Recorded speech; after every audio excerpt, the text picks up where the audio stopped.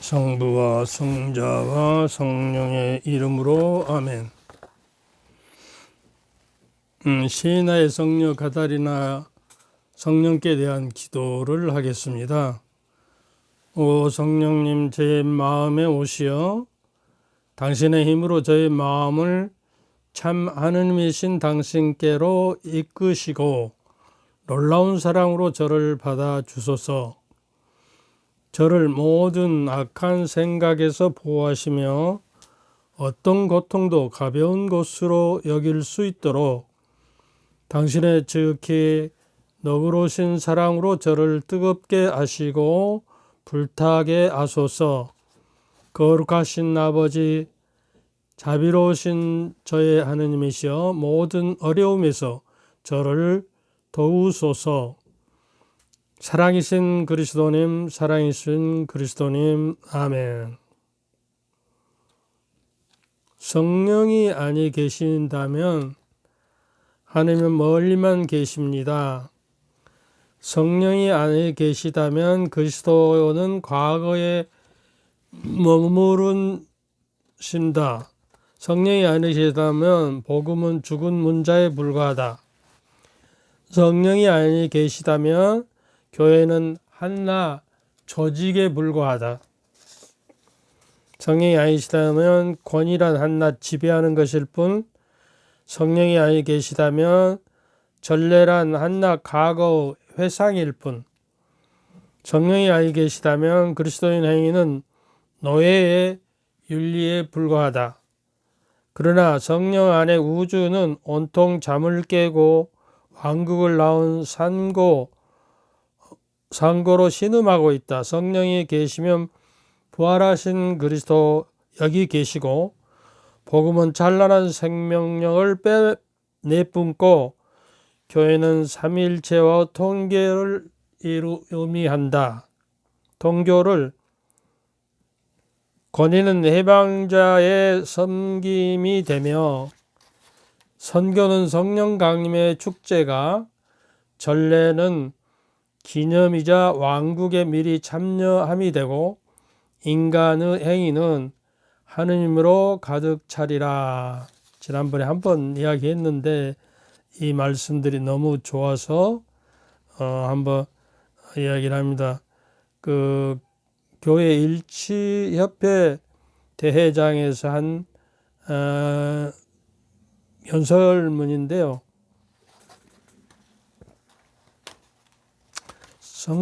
성책에 대한 최상의 표현은 미사에 이루어지며 미사의 꽃이며 핵심인 영성체 때 그 절정을 이룬다. 따라서 미사에 참여하고 성체를 영함으로써 하느님께 최상의 음순과 영광, 찬미와 사랑, 감사를 드리게 되는 것이다. 너무 좋아서 한번 다시 일으켰습니다. 그 4번을 좀 더 이야기해서 자녀다운 신뢰로 순종하는 습관.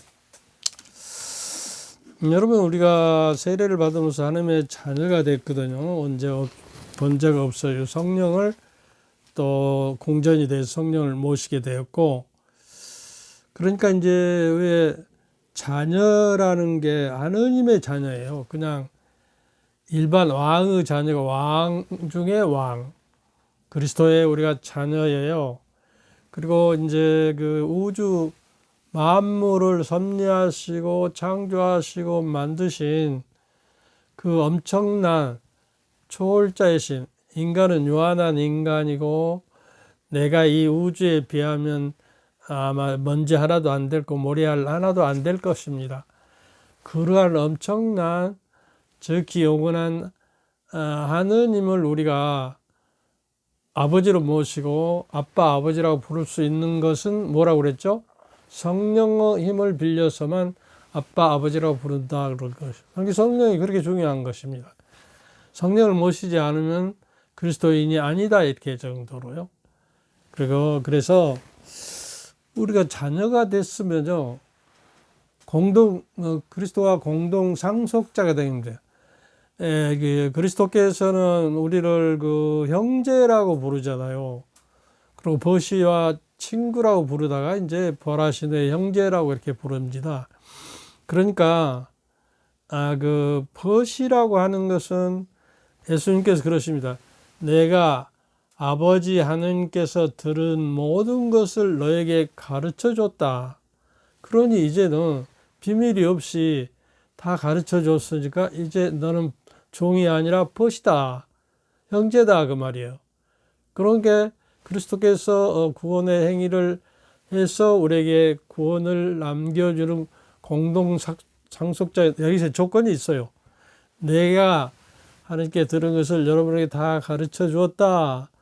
그런데 그 가르침을 전혀 깨닫지 못하고 있다면 벗이나 형제가 될 자격이 없어지는 거예요. 그러니까 열심히 공부하고 노력해야 해요. 우리가 세상의 명예와 또 세상에 그 성공하게 좋은 대학을 가기 위해서 얼마나 그 초등학교 6년, 중고등학교 6년, 12년, 대학교 4년, 그 18년, 또 대학원 코스 이렇게 하면 한 20년 걸리잖아요.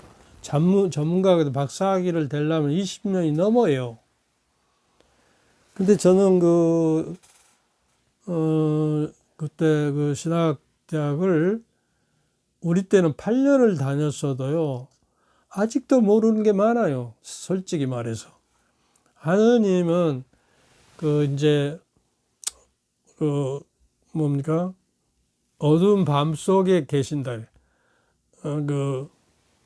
구름 속에 계신다. 그래서 우리가 그 구름을 뚫고 가야 뭡니까? 그래서 십자가성 요한은 그 밤을 통과해서 구를 통과해서 점점점 점 하나가 하얀 점을 향해서 캄캄한 굴 속을 들어가면 점점 밝아져서 밖에 나오면 환히 밝아지듯이 하느님의 나라는 그러한 동굴 체험도 해야 하는 것이고요.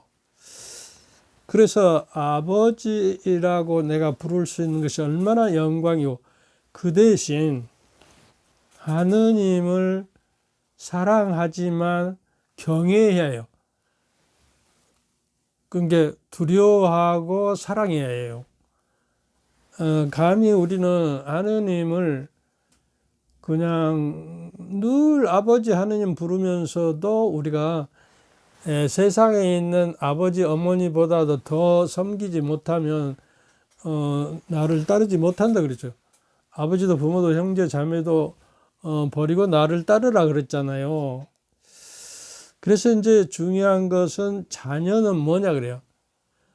아버지에게 순종하는 자녀야 효도하는 자녀, 부모에게 공경하라. 유일한 하느님을 우리가 험숭하는 것, 이것이 바로 하느님 알아 공경하고 자기 영혼을 구원한 것이 이 세상에 태어난 목적이다 그 말이죠. 그런데 왜 순종하는 습관이 필요하냐 그러면, 불순종으로, 아담과 하와의 불순종으로 죄가 세상에 왔고, 죄는 사망을 가져왔잖아요. 죽음이 가져왔잖아요. 그러니까 에덴 동산에서는 이제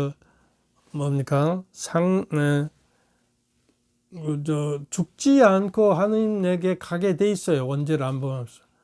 그리고 이제 여러분들이 왜 하느님은 지난번에도 좀 살짝 이야기했는데, 그 도상 가운데 선악과 가스를 왜 만들어 놓고 뻔히 알면서 그래. 하느님은 자기 모상대로 사람을 만들게 로봇으로 안 만들었어요. 자유의지를 줘서 그 자유의지로 스스로 선을 행하고 아버지답게 공경하고, 또 이렇게 그 과일을 먹으면 즉시 죽으리라 그랬거든요. 근데 또 살려주셨어요. 자비의 하느님이에요. 그러기 때문에 우리가 순종이 필요한 것입니다. 하느님의 계명과 십계명과 또 교회 가르침과 성서 말씀을 우리가 알아듣고 그것을 귀로 듣고 그 말씀을 듣고 마음 안에 간직하고 인내로서 열매를 맺어야 한다 이렇게 이야기를 하고 있어요. 인내심이 필요해요.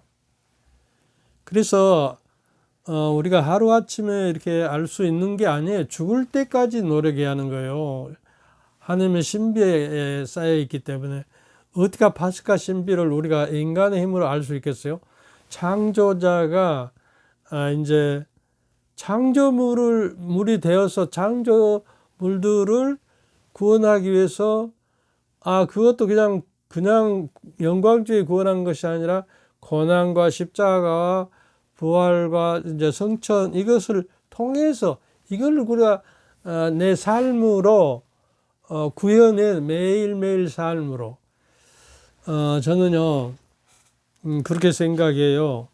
그 여인들이 길쌈을 해가지고 누에를 치고 뽕잎을 따다 먹이고 그걸 잠을 세 잠인가 네 잠인가 하고 그 다음에 그거를 이제 그 실을 뽑기 위해서 그 물레라는 걸 돌려가지고 이게 고추가 되면 이게 삶아요. 고추가 되어야 거기에서 그 명주실이 나와요. 그리고 고추가 되어야 거기에서 이제 그 실을 안 뽑아내면 나비가 나는 거예요. 날개를 달고 하늘을 나를 수 있듯이. 그 다음에 이제 그 명주실을 이제 그 끓는 물에다가 저기 하더라고요. 고추를 집어넣고 물레를 감으면 이게 실이 따라 나와요. 그러면 이제 속에 있는 저기는 그 뭡니까 번데기는 옛날에 그냥 약으로 먹었어요. 그런가 하면 이제 그것을 이제 그 이렇게 밑에다 불을 피우고 길게 늘어뜨려서 그 뭡니까 이게 밀가루인가 뭐 이거를 좀 이렇게 해서 막 이렇게 솔로 바르더라고요. 그러고 나서 이제 배틀에다 감아가지고 이제 발로 잡아다니고 북을 왔다 갔다 한 올 이렇게 하면은 고운 배가 돼요. 이게 내가 신앙생활도 하루하루를 하느님의 계명을 따르고 순종하고 하느님의 말씀을 한 가닥 넣고 또 교회 가르침을 우리가 따라서 이렇게 한 올 배를 곱게 작아서 비단결 저기가 되면 내가 죽을 때 그것을 잘라서 하느님이 가져가시지 않나 이렇게 그 이사야서 38절인가가 나와요.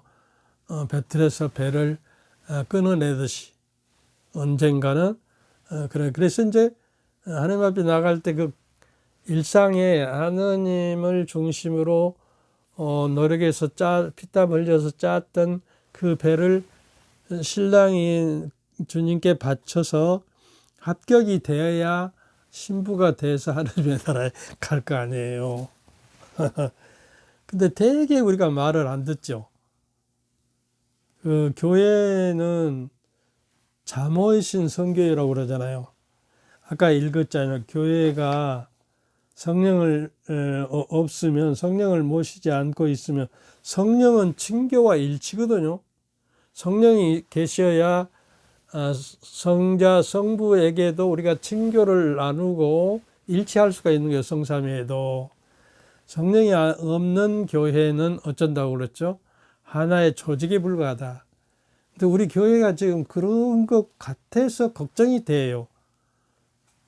내가 전추를 바쳐서 교회에 이바지했는데 교회가 성령이 없어서 권위주의만 판치고 성직자들도 그렇게 친교가 이루어지지 않더라고요. 왜냐하면 성령이 빠져버리니까 제도 속에만 있고 권위와 성직자주의, 엘리트주의만 정해가지고요. 이렇게 해서는 시노달리다스 1000번, 100번을 해도 성직자들이 친교와 일치를 이루고 하면 얼마나 좋겠어. 주님과 함께 사는 것이 얼마나 즐겁고 유쾌한가. 주님의 하나 돼서 애째끔 뭐 이렇게 노래가 있어요. 그래서 걱정이 되는 건 나는 매일 그 성직자 단위, 주교님을 합쳐서 모든 교황님 단위 서로 소통되고 친교가 이루어지고 일치되고 서로를 이렇게 배려해주고 사랑하고 또 그 존경하고 서로를 책임지고 배려하고 이것이 이루어져야 사랑이거든요. 근데 내가 놀라 자빠진 거는 제가 이제 그 은퇴한 지가 이제 14년째 돼간가요? 그런데 이제 그 주방 아줌마를 구할 수가 없어서 내가는 페이가 좀 적은 것 같아요. 이 사회보다. 그래서 이제 새로 그 은퇴 신부님들을 위한 그 집을 짓고 있어서 새로 지으면 이제 거기로 들어가겠는데 거기 지금 한 10명 정도 은퇴 신부님이 공동생활을 하고 있는데요. 그 누가 아파서 혼자 병원에 가지 못하는 처지에 있는 신부가 있으면 건강 이제 65세부터 자기가 원하면 그 은퇴를 할 수가 있어요. 그러니까 70대 먹어도 건강하고 골프 치러 다니고 뭐 어디 자동차가 거의 있고 그래요. 그럼에도 그 형제를 사랑하고 책임지고 정말 존경하고 배려하는 마음으로 병원에 좀 혼자 하는 것이 아니라 좀 돌아가서 하면 좋을 거 아니에요. 그게 친교가 전혀 없답니다. 그래서 내가 들어가려고 이제 해서 주님에게 약속했는데 알아보니까 나는 이제 그 허리 수술, 협착증 수술을 2번 해가지고 걷기가 힘들어서 혼자 가다가 넘어지고 그래요. 집에서도 자꾸 넘어지고. 다리에 힘이 없더라고요. 허리는 좀 괜찮은데. 그래서 그렇지 않다면 그런 공동체에 내가 속아면은 그 공동체도 하느님 앞에서 해명을 해야 할 것이다 말이죠. 소위 말해서 성삼위를 모시고 있다는 그 사제들이 그렇게도 협조 안 하고 서로 존경과 책임지고 서로 배려하고 이렇게 해야 이게 그 사랑의 공동체로서 모범이 되고. 그래서 이제 내가 교육청에 말을 했더니 어떤 젊은 신부를 보낼까 한다고 그거 안 돼요. 정말로 의욕이 불타 있는 젊은 신부를 보내서 저 비서 역할이나 하고 그 치닥거리 개빡스러운 신부들도 있거든요. 치닥거리 하다가 좌절되면 안 돼요. 자기들끼리 해서 후배에게도 이렇게 우리가 서로 돕고 일치와 협력해서 산다는 것을 보여줘야 해요. 내가 주교님한테 이야기할 거고요. 그러지 않고 내가 이 대건 신학대 강주 가톨릭 대학의 제1호 신부거든요. 선배로서 너무 부끄럽고 안타깝고 매일 미사 때마다 사제들의 친교와 일치, 사랑 안에 머물도록 기도하고 있어요. 뭐 이야기가 좀 길어졌는데 그 한마디로 말해서 영성생활이라는 거는 20세기에 가장 유명했던 독일 신학자 칼 라너 신부님은 성령의 인도하심을 받는 것이다. 성령의 이끄심을 따라 사는 것이 영성생활이라는 거예요.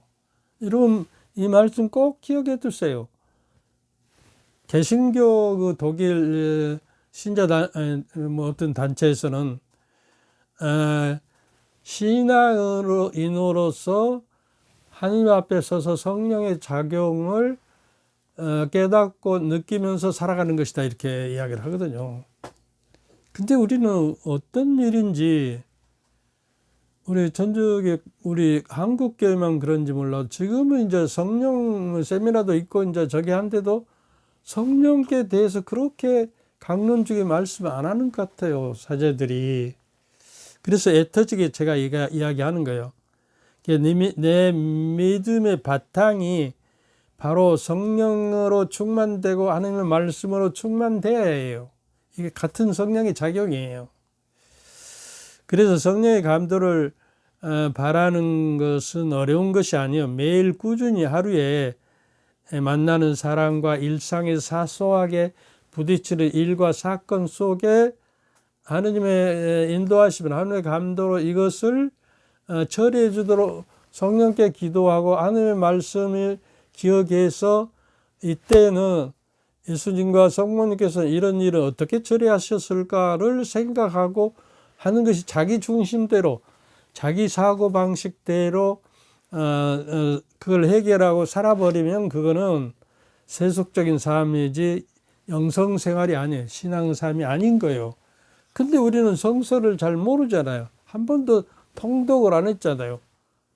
그리고 본당에서도 신부님들이 성서를 가르친다 해도요, 내가 속하는 본당 보니까 아무도 등록을 안 해요.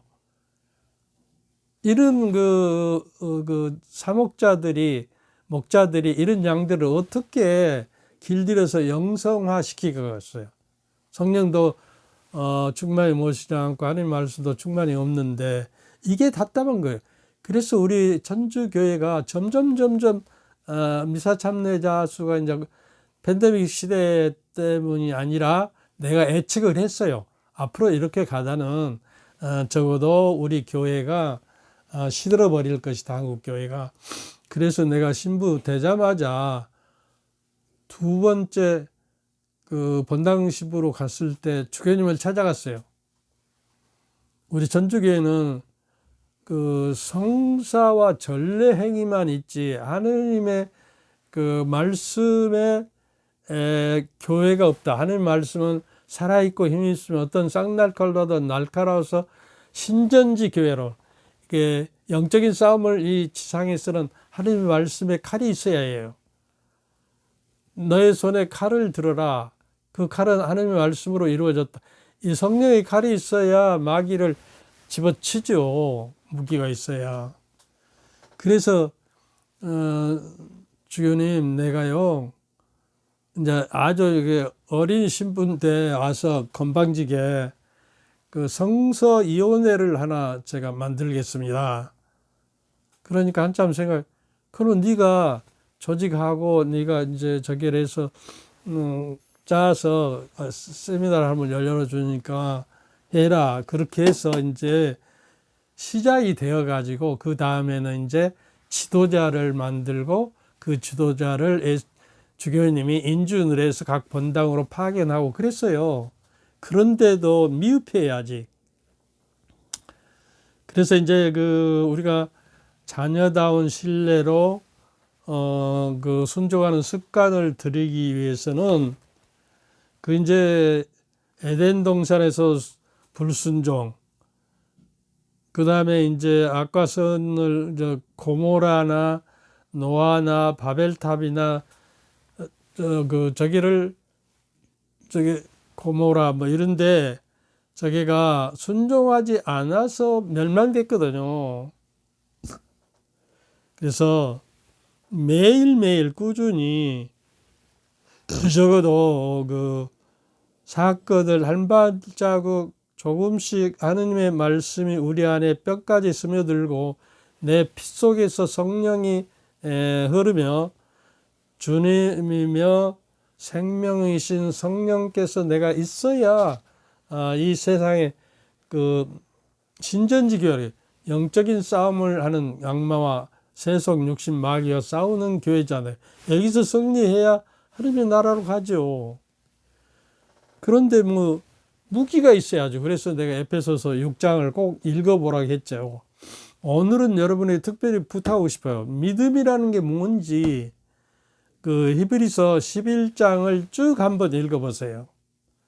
그래서 믿음은 어떻고 우리 선조들은 어떻게 해서 그 믿음을 간직하고 끝까지 버텨서 하나님의 부르심에 따라서 목표 지향을 가고 하나님과 함께 걸어가는 여정을, 순례의 여정을 갔던가 하는 것들을 한번 몇 장이라고요? 히브리서 11장. 시간이 없어서 다 여기서 읽어드릴 수가 없어서 그래요. 성령은 주님이시며 생명이신 분이심을 우리가 믿나이다 그러고 미사 때마다 그 콘스탄티노플 그 신경을 우리가 외우잖아요. 그러면서 성령에 대해서 등한시한단 말이에요. 그래서 이제 제가요 증명할 수 있는 거는 내가 이 강의를 하기 전에 성령께 간절한 기도와 꼭 성령의 기도를 하고 며칠 전부터 성령께서 내가 말하는 것이 아니라 성령께서 내 안에 계시면서 말씀해 주시도록 기도하면 그 강의가 잘 되고요.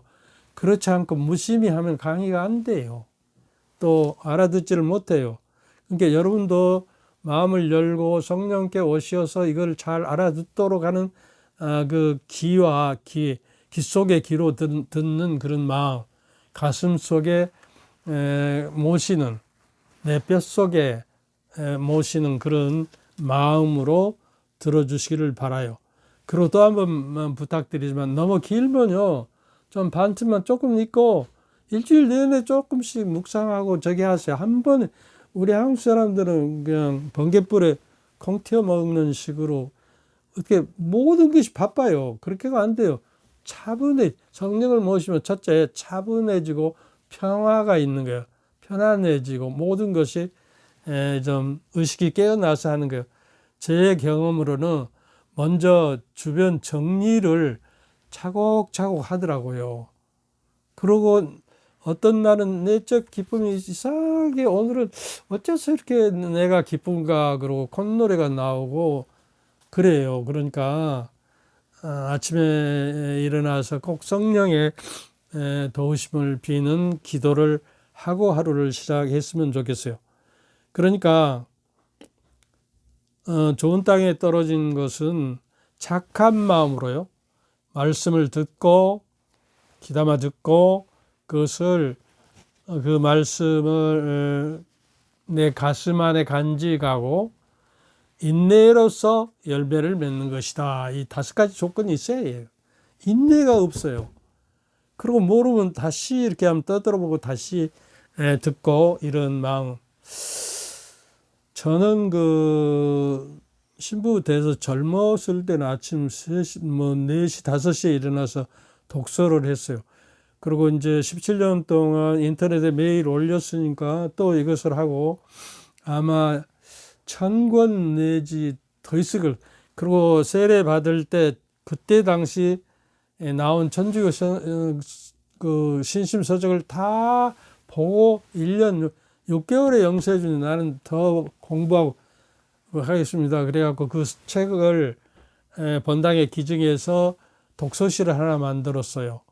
그러고 그것을 알고 현대주의님께서 자기가 있는 책을 보내줘서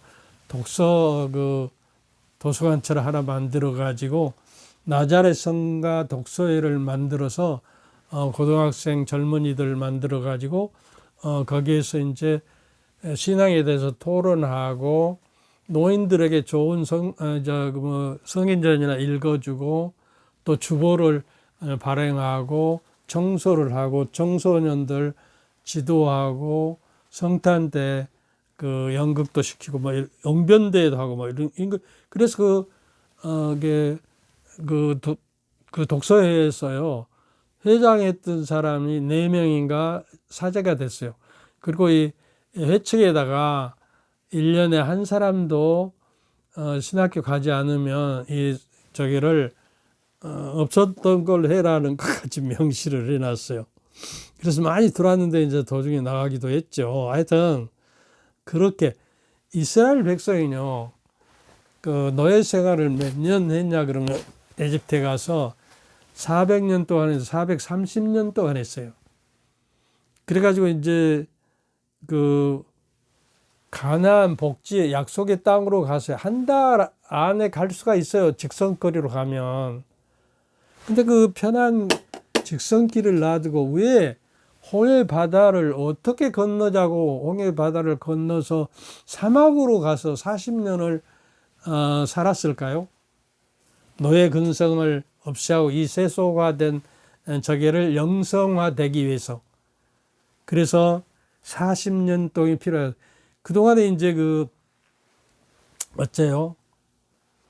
하나님을 배반하고 다시 에집트로 가려고 하나님께 순종 안 하고 모세를 통해 십계명이 내렸는데도 불구하고 그것을 준수하지 않고 그래서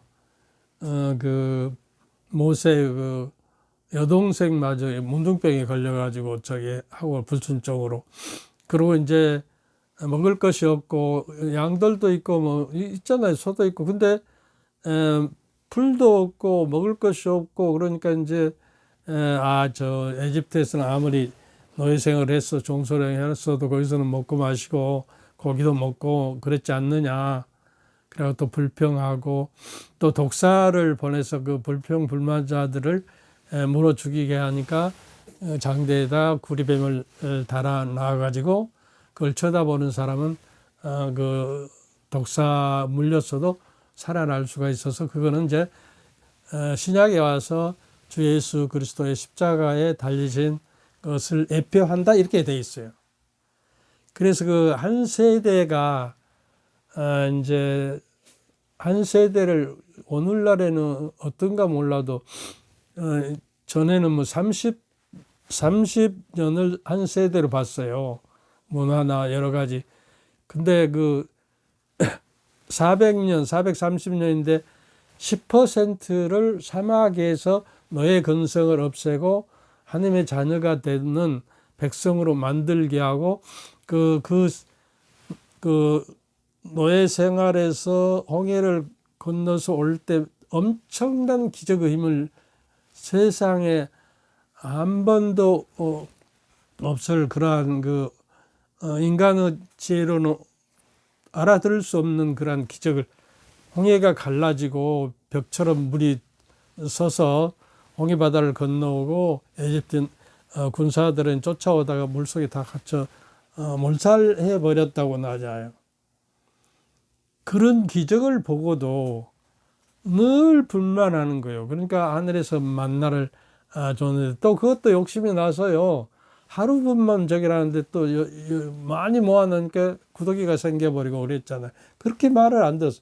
그러니까 노예 생활에 노예 근성이 가진 사람들은 41세대가 죽었어요. 배반한 사람은 막 칼로 쳐서도 죽여버리고 그래서 모세마저도 요르단강을 건너지 못하고 여호수아에게 이제 맡기는 거예요. 근데 여호수아는 또 한 번 기적을 해요. 요르단강을 마른 땅으로 만들어서 백성들을 이제 진군시키는. 그리고 이제 40년이 필요했던 것은 그 장정들을 훈련시켜서 이제 전장터에 나가야 하니까 그런 기간이 필요했던 것이에요. 그러니까 우리도요, 죽을 때까지 40년이 아니라 50년 남았으면 조금씩 한 발짝 한 발자국 어렵다고 생각하지 말고요. 하루에 한 가지씩만이라도 어제보다도 내가 0.1%라도 내가 성장하면 죽을 때 내 노력과 내 정성과 내 믿음을 보시고 내 사랑과 믿음과 소망을 보시고 나를 당신의 나라에 임하도록 해 주실 것이다 그 말이에요. 그래서 세례자 요한도 그렇잖아요. 부모가 노인이 돼서 아마 경영기가 끝나서 아기를 못 낳는데 늙어서 거의 저기를 하는데 사카리아에게 이제 약속을 했잖아요. 근데 의심하니까 벙어리가 되어버렸잖아요. 세례자 요한이 이제 이름을 밝힐 때가 이제 저게 되고 엘리사벳도 이름을 요한이라고 해라 세례자 요한 이렇게 했죠. 그래서 이제 부모가 노인이 돼 아마 하느님의 개입으로 주님의 길을 닦을 마지막 애언자며 구약과 신약의 다리가 되는 애언자요. 왜냐하면 구세주의 길을 회개의 길을 닦아서 기초를 닦아놨기 때문에요. 그러나 이제 성령으로 이제 세례를 주는 것이죠. 예수님께서는 요르단강에 세례를 당신이 직접 모범으로 받으시고 하늘에서는 내 사랑하는 아들이라 성부가 나타나고 비둘기 형상으로 성령이 나타나고 예수님 물에 잠겨 있고 그러니까 성부, 성자, 성령이 이제 발현되는 것이요. 바로 구세주의 착자식이라고 볼 수가 있는 것이죠. 그 다음에 이제 루카복음 2장 51절에 보면요. 성모님께서는, 어머니께서는 이 모든 일을 마음속에 간직해요. 이게 구원사건, 구원의 경륜을 우리가 마음속에 간직하고 성모님처럼 살아야 하는 거예요. 그리고 그 간직한 말씀대로 내가 내 행동과 내 말과 생각과 행동을 통해서 드러나야 하는 거예요. 그래서 세상에 빛이 되는 거, 소금이 되는 거예요. 그리고 예수님께서는 어쩌냐? 루카복음 2장 52절은 예수님은 지혜와 키가 자랐고 하느님과 사람들의 총애를 더하여 갔다 이렇게 돼요. 예수님도 이게 지능과 점점점 인간이 됐기 때문에 점점 이렇게 지혜가 자라나고 키도 자라고 하느님과 총애를 받으면서 어떤 그 성서학자들은 이렇게 자라면서 이제 하느님의 지혜가 높아지고 청명해지고 하면서 당신이 구세주라는 것을 깨닫게 되었다는 학자들도 있어요. 근데 이제 12살에 보면 예수님께서 벌써 그 율법학자들과 토론을 할 만큼 그 성서도 그러니까 에집트로 피난 가서 그 회당에서 그 많은 그 성서를 아주 통독하고 저게를 깨닫게 되었던 것 같습니다. 네, 그래서 예수님께서는 그 두루마리로 되어 있는 것을 자기 고향에 가서 나자렛 가서 그 두루마리 어디쯤 있는 것을 이렇게 금방 찾아냈잖아요. 약속된 내가 주님께서 파견됐다라고 이제 저기를 선포하는 것이에요. 그러니까 예수님도 그랬으니까 우리도요, 어려워 생각 말고 조금씩 하나씩 그 사다리, 하늘에 오르는 사다리가 한 계단 한 계단 있어서 올라가듯이 그 요셉이 돌베개 자고 베들에서 잠잘 때 하늘에서 오간 천사들이 오르내리는 사다리를 봤다고 그러잖아요. 그래서 베델은 하느님의 문이다 그런 이야기예요. 그래서 그 하느님의 문을 향해 가기 위해서는 그 주님께서 내려주신 사다리를 한 걸음 한 걸음 한 번에 올라가죠. 그러니까 신앙도요, 과욕을 부르면 안 돼요. 신앙도 넘쳐 중형이 있어야 하는 거예요. 내가 요새 미사를 들으면서 촛불을 켜고 이제 끄고 그랬는데 혼자 준비해가지고 그 촛불의 심지가 너무 크면 끄름이 나고 오염이 돼요. 근데 이제 너무 적어도요, 꺼져버려요. 이게 적당히 이제 잘라서 저기 하고, 이게 너무 커지면 초가 너무 빨리 달아지고, 빨리 없어져 버리고, 오염을 일으키고, 그런 거예요. 그러니까 초의 심지, 믿음이라는 심지에 성령의 불꽃이 붙기 위해서는 적당한 신앙, 중용적인 신앙, 넘치지도 않고 모자지도 않는 중용의 신앙을 가질 필요가 있는 거예요. 그 광신자들이 많아요. 그리고 환상을 보고 그것이 기적이라고 그러고, 그 공적 계시는 예수님과 예수님과 이제 제자들의 12 제자들로 말미암아서 완성이 돼서 공적 계시는 끝난 거예요. 근데 사적 계시는 교회가 인정해야만이 사적인 게 루르드나 파티마나 뭐 이런 저기를 교회가 인정해야만이 그것이 이제 공적으로 이제 인정이 돼서 숭배하는 것입니다. 근데 우리나라도 뭐 나주에 윤리화 문제도 있잖아요. 그건 사적 계시인데 사적 계시라고도 볼 수 없어요. 이미 교구장이 권한해서 이것은 계시가 아니다 그러고 판정했는데도 거기서 쫓아가서 먹고 사는 사람들이 곧 재산이 엄청 불러나가지고 거기서 먹고 그 사입이죠. 사입이 이제 자제했다고 그러네요. 그래서 우리도 예수님께서도 공생활 3년을 하기 위해서 30년을 준비했으니까요.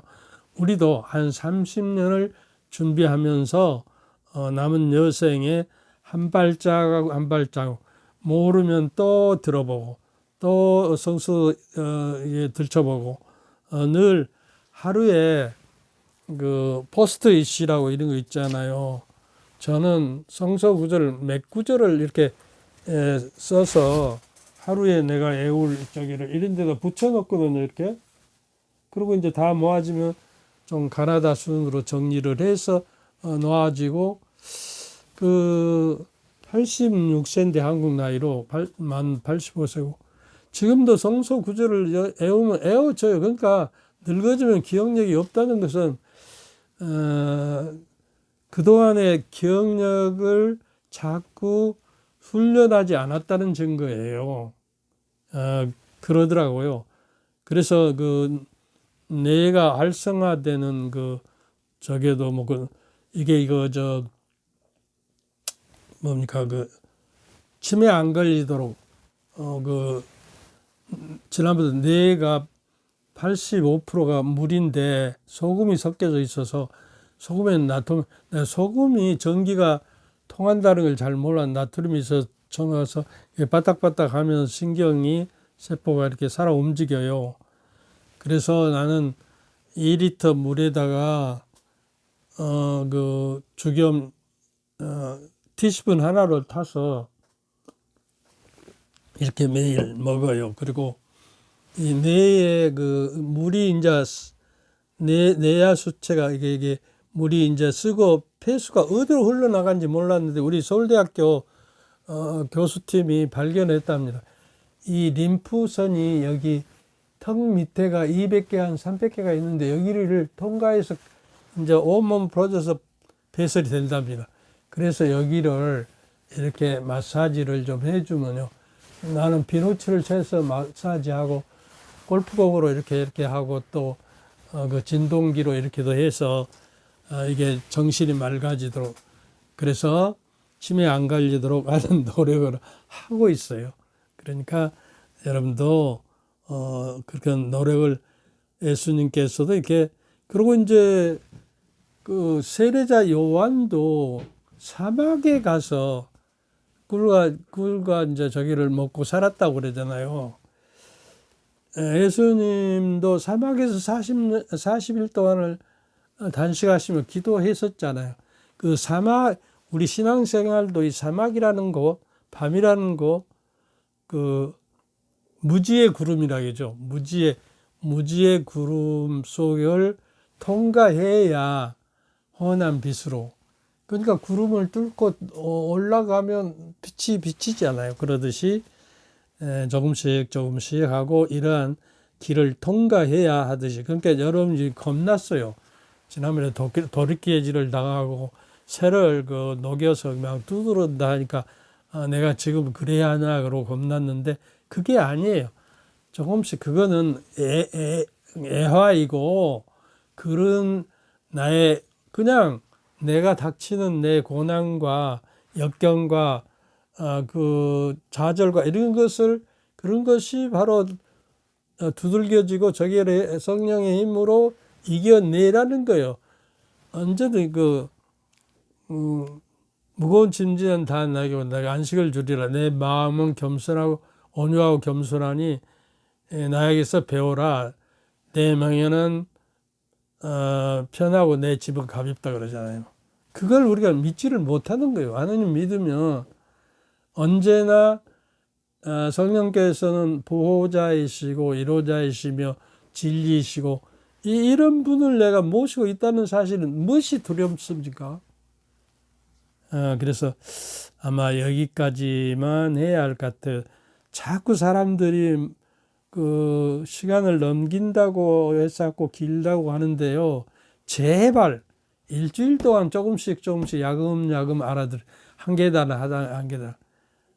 그래서요, 이 신비와 우리 사제들도 내가 공부를 10년을 했는데 대학 공부를 일반 대학에 가서도 1년 하고 그랬는데도 모르는 것 천지예요. 그래서 이제 바오로 사도는 그 특별한 기적을 통해서 구천에까지 올라갔다 하잖아요. 그래서 그 하느님의 계시의 내용을 100% 알고 있었던 분이에요. 사도 바오로가 없었으면 성서가 이만큼 발전하지 못하고 신학이 없어요. 그러듯이 오늘 여기까지 끝내고 여러분에게 이제 사제적 강복을 드립니다. 마음을 열고 여러분과 함께 이 강복을 받으십시다. 주께서 저희와 함께 또한 사제들의 영과 함께 전능하신 천주 성부와 성자와 성령께서는 여러분과 여러분 가족 모두에게 축복을 내리시어 길이 머물게 하소서. 아멘. 감사합니다. 감사합니다. 감사합니다. 감사합니다. 이렇게 리모컨이 안 돼서요. 이렇게 일일이 혼자 하니까 끄고